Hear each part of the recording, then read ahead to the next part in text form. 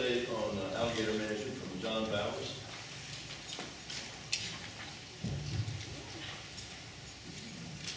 Thank you, Mr. Chairman. What we wanted to do was kind of give a brief overview and update relative to alligators in the state, the hunting season, the quota, the management of alligators. And ahead of next month's board meeting, we'll be bringing an extensive proposal package for hunting regulations. Just kind of some brief background on the alligators. Alligators have historically been in the state of Georgia and existed largely below the fall line. A geographic change in the terrain of the state. This fall line runs from South Columbus across to Augusta in that general direction. Alligator populations hit their low point in 1960 as a result of unregulated hunting, market hunting, and habitat loss. It was listed as endangered, fully protected by the U.S. Fish and Wildlife Service in 1967. And 1967. Over the next couple of decades, the alligator population increased compared to, it was doing better in 87. Their status was upgraded to basically threatened due to similarity of appearance. What that did was give the state extra flexibility in how it could manage this alligator population. And with that, shortly thereafter is when we initiated a hunting season in 2003. We manage alligator population by zones. Those zones are largely based on watersheds within the range of the alligator, again below the fall line, and we currently have 9 zones. In 2010, the state completed a statewide management plan for alligators, established a range-wide goal of about 5 alligators per river mile. That's kind of how that's an index we use for density. And it also establishes a protocol for managing the population and the harvest, adjusting harvest pressure by zone, and decisions are informed using the best available science that we have. Some of this science involves annual spotlight surveys, which are population surveys. We collect a variety of harvest data from those hunters and the harvested alligators every year, as well as production surveys. It also involves a little bit of art.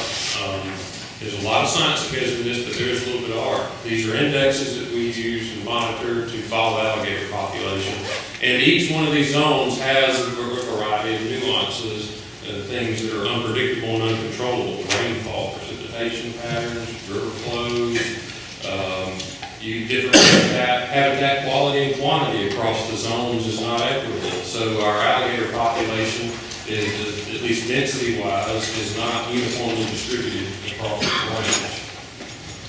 And our zones and our harvest quotas and the science we have for the zones reflects that. Kind of an update on the state of the state relative to alligators. We have had staff go through, we completed a thorough review and analysis of all the science we have to inform the regulatory decisions that we anticipate to bring to you next month. In 2003, when we initiated the alligator hunting season, we had 5 zones. We issued 184 permits, and we had 2,500 applicants. A lot has changed over the last little more than a decade. This last season, we had 9 zones, total 850 permits, and we had almost 12,000 applicants. Within our quota system for alligators, of that 12,000 applicants, and this has been consistent across the time since we've initiated the season in 2003, that 90% of our applicants are residents and about 10% are non-residents. We even asked the quota applicants and the alligator hunters several questions too. 89% are satisfied with the current alligator quota hunt system. 95% satisfaction for those hunters that were selected and were able to hunt. They indicated that they're 95% of it, I would consider that A grade. 90% of our alligator harvest comes from public lands and public waters. 10% comes from private lands and private waters. And the breakdown in sex ratio, 60, roughly 2/3 of the harvest are males and 1/3 of the harvest. As I mentioned, that what the graph that you see there is the index of the alligator population. You see two lines. One is the annual results. The other one is what we use a 3-year rolling average. As I mentioned earlier, there's some of those nuances across the zones, and every year we have a variety of environmental factors that are beyond our control and unpredictable. Rainfall has a lot to do with it.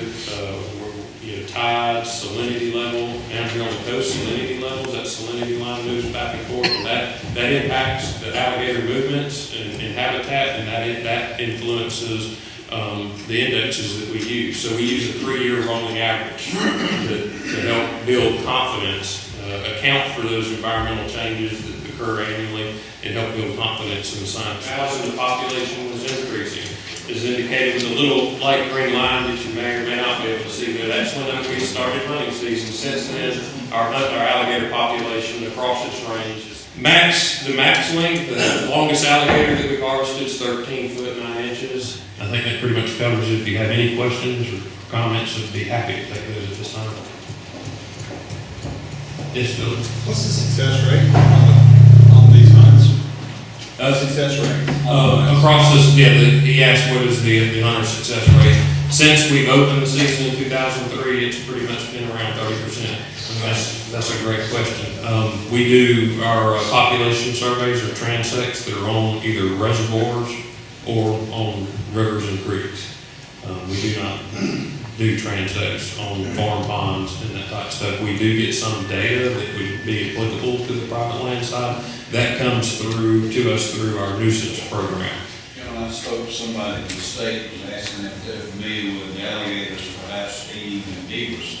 And because all of a sudden there are no more beavers on this 200-acre swamp that I have, and beaver dams are gone. And I'm wondering what impact long-term the gators coming in will have on the wetlands, not just in Middle Georgia, because it seems like the warm area is moving north. I'm talking about anywhere they move in. Do they eat beavers? I mean, are they going to destroy basically wetlands? I'm sure that they eat a beaver from time to time. They typically target slower moving critters. In my experience, I was down on the coast, went through hundreds of alligator stomachs. Never, of course, now I know beavers are not as prevalent down here, but I never came across beaver in the alligator stomach.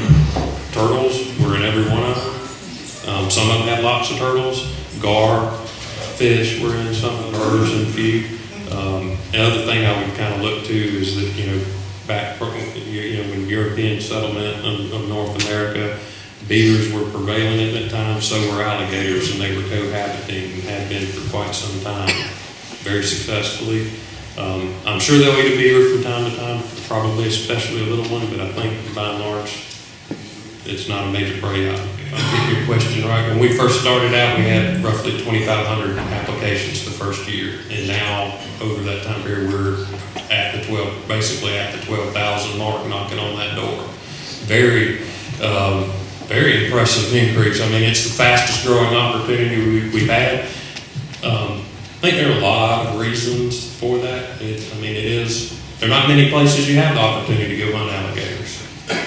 And so that draws a lot of attention. It's a very unique opportunity. I guess you kind of almost call it somewhat like a team sport. Most of our alligator hunters don't hunt alligators by themselves. They, on average, have at least 2 assistants, and we do have some that have 5 and 6 assistants. So it's kind of a group, social group activity as well, and I think that draws a lot of attention to that. Any other questions? Thank you, John. Thank you.